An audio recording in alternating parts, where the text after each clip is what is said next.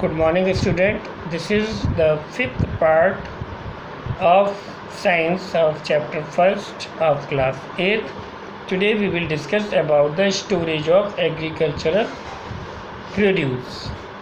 आज हम storage of agricultural produce के बारे में बात करेंगे.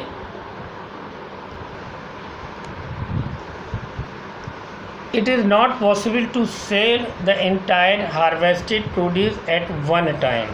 It is not possible, ये संभव नहीं है. to sell माने बेचना, entire माने सारा, harvested means कटा हुआ, produce माने पैदावार, at one time एक साथ. The produce has to be stored in clean place. पैदावार अनाज को, पैदा हुए अनाज को हमें साफ जगह रखना चाहिए अंडर प्रॉपर कंडीशन, सही परिस्थितियों में. Different agriculture produce need different kind of storage facility. अलग अलग प्रकार के कृषि पैदावार को अलग अलग प्रकार की स्टोरेज फैसिलिटी की आवश्यकता होती है. Vegetables and fruits are preserve in cold storage. सब्जियों और फलों को प्रिजर्व माने संरक्षित किया जाता है, संरक्षित, प्रिजर्व में संरक्षित किया जाता है in cold storage, cold store में, by refrigeration process, refrigeration process के द्वारा, फ्रिज के द्वारा. बहुत बड़े फ्रिज लगे होते हैं. Cold storage are being room. Cold storage बड़े रूम हो सकते हैं, बिग रूम मीन्स बड़े कमरे, और हॉल या बड़े हॉल होते हैं. In which minimum temperature is maintain, जिसमें मिनिमम टेम्परेचर मेंटेन किया जाता है. Food products are kept safe. Food products को सेफ रखा, सावधानी पूर्वक रखा जाता है, सफाई से. एंड फ्रेश और ताज़ा इन कोल्ड स्टोरेज, यानी उनको साफ सेफ रखना होता है और ताज़ा रखना होता है. And supply is done out off season also. और ये जो स्टोरेज सप्लाई होती है पूरे सीज़न के लिए होती है. Large amounts of grain also stored in godown called granaries. बड़ी बड़ी मात्रा में अन्न को भी गोदाउन में स्टोर किया जाता है, जहाँ जिसे ग्रेनरीज कहते हैं. And in grain silo, grain silo में granaries are fumigated to get rid of pest. इन ग्रेनरीज को ट्रीट किया जाता है, मतलब इनको केमिकल्स के द्वारा ट्रीटमेंट किया जाता है ताकि उसमें जो कीड़े मकोड़े हैं वो ना लगें. These pests are also regularly inspected. इन पेट्स को समय समय पर भी देखा जाता है टू प्रोटेक्ट द ग्रेन्स, ताकि ग्रेन्स को बचाया जा सके. एंड इंश्योर सेफ स्टोरेज, और उसकी स्टोरेज अच्छी तरह हो सके. Food from animals. A number of food items milk, milk, egg, meat, honey and fish are obtained from animal. जानवरों से ये हमें सारे भोजन मिलते हैं, जिसमें दूध है, अंडे हैं, मांस, शहद और मछली. Rearing of animals on large scale. जानवरों को बड़े पैमाने पर पालना विद प्रॉपर फूड, सही खाने के साथ, शेल्टर, रहने, एंड केयर, और उनकी देखभाल, इज कॉल्ड एनिमल हस्बेंड्री. इसको एनिमल हस्बेंड्री कहते हैं. Animals are raised in farm. जानवरों को फार्म में बढ़ाया, मतलब पैदा, रेज माने उनको बढ़ाया जाता है, उनकी वृद्धि की जाती है. Milk is mainly obtained from cow and buffalo. दूध मुख्यतः काऊ और बफेलो से मिलता है. Goat, sheep, yak and camel is also used as a food. बकरी और आपका भेड़, याक और कैमल को एज अ फूड यूज़ किया जाता है. Animal that provide us milk, वो जानवर जो हमें दूध देते हैं, are known as milch animals, उनको मिल्च एनिमल्स कहते हैं. These animals must be kept in clean shed. इन जानवरों को साफ शेड में रखना चाहिए विद प्रॉपर वेंटिलेशन, जिसमें पर्याप्त हवा आती हो. Poultry farming.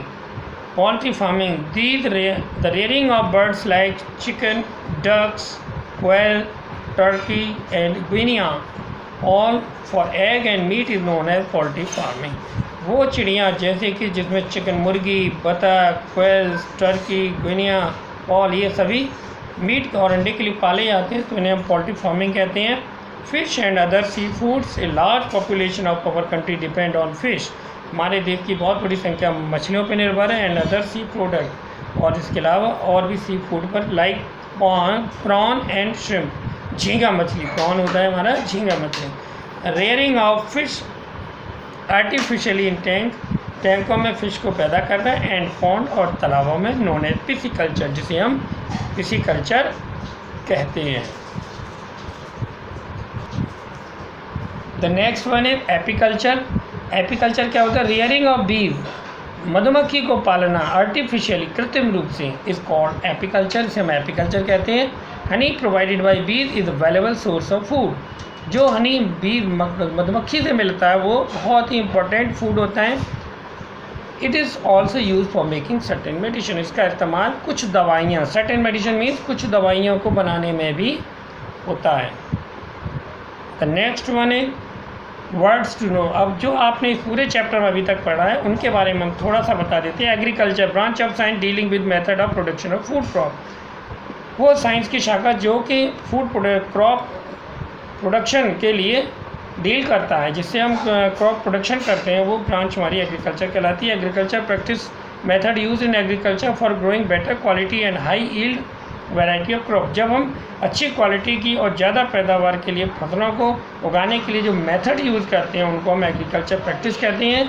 Horticulture branch of science dealing with the production of vegetable fruit and ornamental plant, यानी कि वो शाखा कृषि की जिसके अंदर हम सब्जियां, फल और सजावटी पौधों को उगाते हैं या डील करते हैं उगाने की विधियों का, उन्हें हम हॉर्टिकल्चर कहते हैं। Multiple cropping growing two 4 crops one after the other, 2 से 4 फसलों को एक के बाद दूसरे के 1 year in the same field, एक ही खेत में एक ही साल में जब 2 से 4 फसलों उगाते हैं तो वो हमारी मल्टी क्रॉपिंग कहलाती है। Seedling plant let's growing out of seed, जब सीड से एक छोटा पौधा बाहर निकलता है तो वो एक सीडलिंग कहलाता है। Transplanting process of removing seedling from nursery bed से सीडलिंग को रिमूव करके हटा करके and planting them in main field में जब उसे प्लांट कर देते हैं तो वो ट्रांसप्लांटेशन की प्रक्रिया कहलाती है। Weed unable plant growing in the same field, वो अनडिज़ायरेबल प्लांट, वो प्लांट जो हमारी इच्छा के बगैर ग्रोइंग उगते हैं इन द सेम फील्ड, उसी खेत में एज द मेन क्रॉप जिसमें कि फसल उग रही है। And competing for nutrient water and sunshine, और वो उन क्रॉप के साथ कंपटीशन करते हैं, किसके लिए करते हैं? पोषक तत्वों के लिए, पानी के लिए और सनशाइन में धूप के लिए, विद द मेन क्रॉप के साथ। तो ऐसे पौधे वीड्स कहलाते हैं। Animal husbandry branch of science dealing with the study of various breed of this domestic animal, यानी वो शाखा साइंस की जो कि डोमेस्टिक एनिमल के अध्ययन करती है, किसमें? ब्रीड के, कैसे उनकी जनसंख्या को अच्छा करें या उनकी जो नस्ल है, ब्रीड है, उसको कैसे अच्छा करें।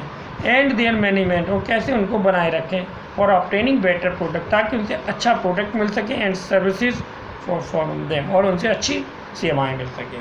So this is the for today, thank you.